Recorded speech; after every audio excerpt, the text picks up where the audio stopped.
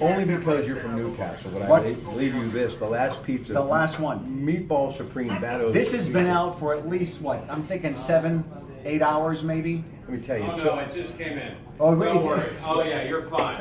Listen, Fine. that's such good pizza. It could be on a desert island in the sun for 3 days, and I'd still take a bite out. Oh, of course. Good. It's good for at least 72 hours. Are you kidding me? 7 years ago. What is this beard all about? Anyway, It's all about the Penguins, man. I like it. Listen, I'm so proud of what you did today.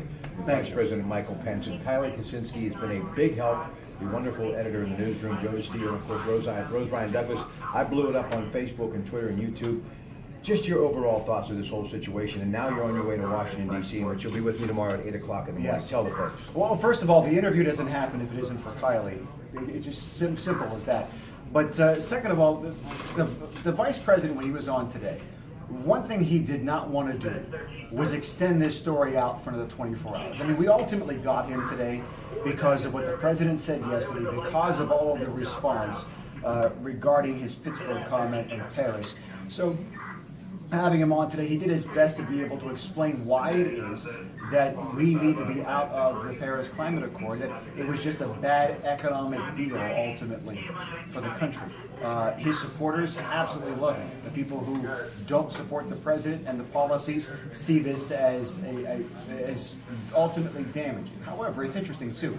The Secretary of State says that we're going to move forward. So Rex Tillerson. yeah, still going to move forward with a lot of measures that will be good for the environment. Many mayors, scores of them, saying that they're going to move forward too.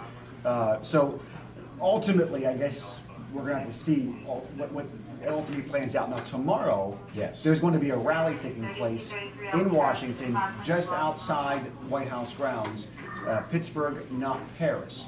The Trump campaign is actually putting this on and sponsoring it. And we're going to see how many people from Pittsburgh, or at least with Pittsburgh connections, are going to be there tomorrow. Just leave me with this, his reelection bid. Thank goodness he's a billionaire. He's going to have to foot the bill.